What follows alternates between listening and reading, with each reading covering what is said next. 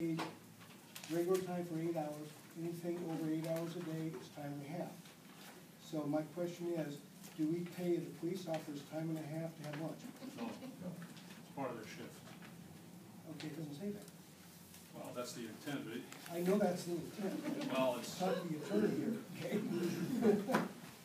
I've seen this. Well, it was clearly understood by all parties. What we were trying to do was to make sure that the city didn't pay for their lunch if we worked them through lunch. Okay, well, I don't want to pay them for overtime either.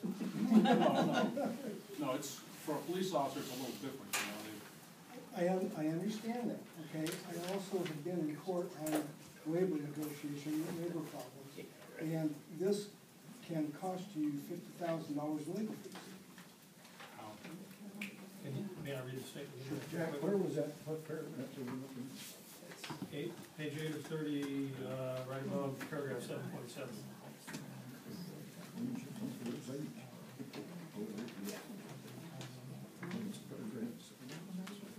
Where are you concluding that overtime? Question on overtime? Because up here it says, Let's look at back for it.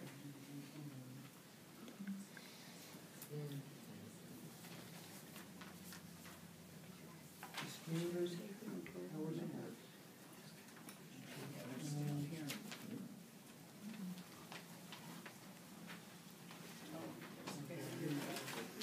But it says all employees will be paid regular time for 8 hours per day.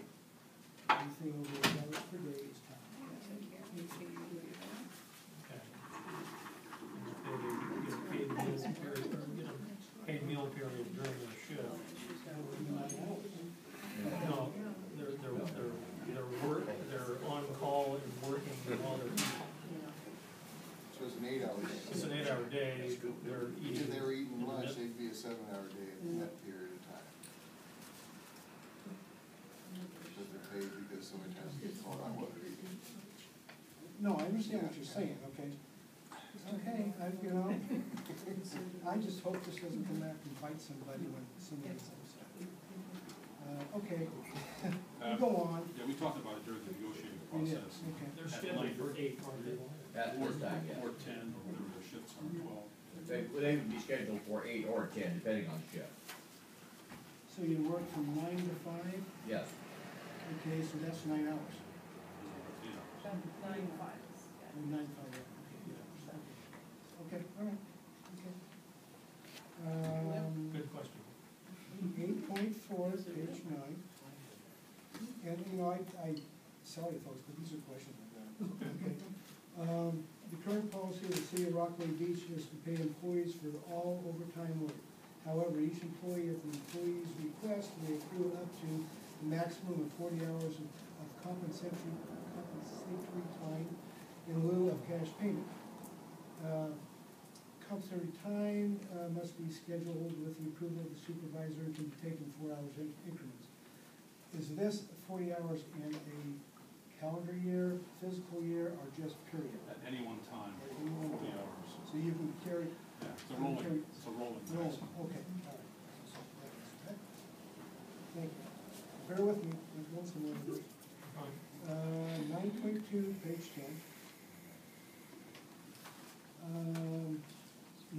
The last sentence, non-police department employees who are required to work on a holiday shall receive time and a half for all hours worked plus their regular pay.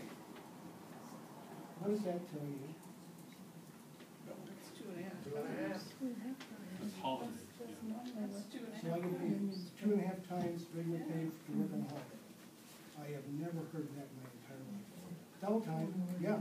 2.5 times? That didn't change, the contract said that for I don't care if it says to change. I'm sorry, I got a problem with that one. I just didn't catch that weird reading on it. Yeah, we never discussed Excuse that. me, we're gonna quieten down so that we can hear. Thanks. Well, I can't answer that right off. Steps back, let's talk about it offline. Okay, that's fine, that's fine. That makes sense. Are we 9.2, Jack? Yeah, 9.2 last period. Before. I don't think we even talked about I it. saw it, I don't think it was open. Okay. That's no questions. Besides, Alright, so, is there any other questions? Alright, so what would the council's pleasure like to be to set it aside? What is set it aside until the union? If you wanna just continue it to the Just continue it. next meeting, that's fine. If you table something, then it requires a motion to untable. Okay, so we're going to continue it. Okay. Yeah, we'll just defer it to The them. members vote. Alright, discussion of the advertising contract for fiscal year 2012-2013. So this is the city attorney, some information? Yeah, I asked the city attorney to look at the contracting laws and the city ordinances pertaining to that, because I know that council has discussed doing a sole source relationship, acquisition of an offerer for this, i.e. the Chamber of Commerce, and I just want to make sure that we don't violate any of the state statutes in so doing. So, have talked to John about it, and he's said he's going to make the statutory references clear to the council so you can make a good decision. Well, I was more prepared for questions as opposed to giving the presentation. But I have reviewed the city ordinances and also some state statutes. Currently, city has a little bit of a convoluted public contracting set of laws. As you recall, or may recall, we had adopted a code back in February of 2008, I believe, by resolution as opposed to ordinance. That matter was corrected in 2011 November. And in between those times, in 2010, there was another public contracting ordinance, Ordinance 10-413, that was adopted, and indicated that it did not repeal, or it repealed all city ordinances inconsistent with that 2010 ordinance. So basically, 2010 was supreme. We had a code that really wasn't a code technically, it was never challenged, but it was formally adopted inside of an ordinance in 2011. There are some portions of the 2010 code that, or 2010 ordinance that I believe repealed the code, but it requires that you go back and forth between two sets of laws to really understand what city's public contracting ordinances are. My current opinion is that the 2010 ordinance controls. It's not currently written in a code format, and should be. And we have part of the old code that was later adopted properly that probably we should simply delete and focus only on the 2010 law. Now, all that being said, the city has inside that ordinance requirements for its public contracting laws, basically $0 to $5,000. The city can go out and buy it. The general rule is a bid process. However, there's a hierarchy of 0 to 5. Those bids are exempted from the bid requirement. Between 5 and, depending on the authority, between 5 and 75,000 for city manager authority, he can go out and get 3 quotes, informal quotes, and then based on the process, select from those quotes, or at least from whatever he gets and documents in writing for his own file. Above $75,000, then you have a bid process as the general rule. There are other exemptions from the bid requirement, advertising contracts being one of those, which a portion of what historically has gone let out as a part of the transient room tax funds has gone to support, but those particular contracts were left to essentially the person you're contracting with, which has been the chamber in the past, and I think there was a Ben firm at one point. So what I have gleaned from the city's public ordinances and going from memory as to what city has done in the past is that we seem to be combining some contracts inside of a single contract, some which are exempt from the bid process or quote process, some which are not. And the concern really is to make sure that we're following our ordinances and doing things according to Hoyle. So that information is more general information, but I could respond to specific questions. If I may, John, on this ordinance you referenced, there's a section, you've highlighted it here, that the mayor or councilor may request a ruling from the council exempting a particular contract from the bidding process. And I think we probably didn't do that officially, but the council was unanimous when we directed the city manager to work with the chamber on the media advertising contract.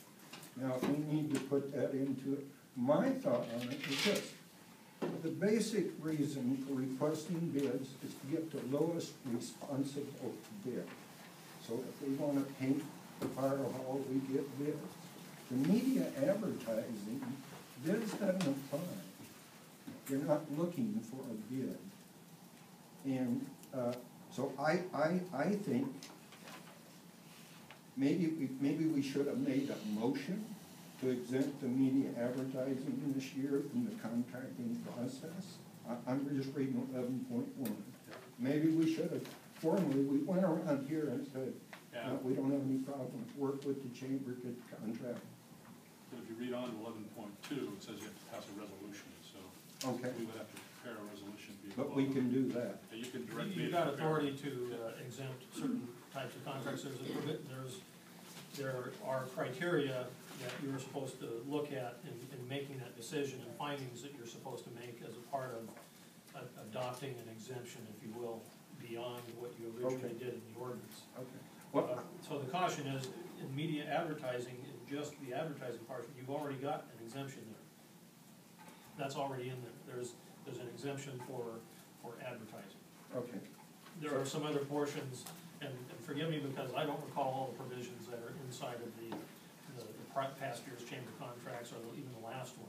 So what do we need to do? So then, the question is do we have to go by this, or can they, by motion,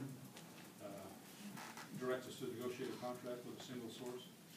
It depends on the subject of the contract, and that's, I guess, what I'm missing at this moment, being able to give you a, without knowing the subject matter and what we're talking about exactly contracting for. Media advertising. If it's just advertising. Media or promotion, I mean, Yeah. not just media advertising, but promotion. That's it. So. Yeah, that's the general description, and the contract would specify what the Yeah, conditions are and all that. I read this, that the mayor or a counselor may ask the council for a ruling on that now. Whether that be in the form of a motion, I'm not sure. The But- mayor or a councilor Right. has the authority to put that request before the council, correct. Now, as in terms of how that is done, I would have to, let's see, look at section 11 to try to see if it addresses that. In the request ruling for exemption, doesn't say when. I think we have in our council rules a requirement that that prior to a city council meeting, could be just moments prior to banging the gavel, that if there's going to be an addition to the agenda that a counselor wants to present, that counselor is supposed to go to the other counselors and say, I want to present this, and get that added to the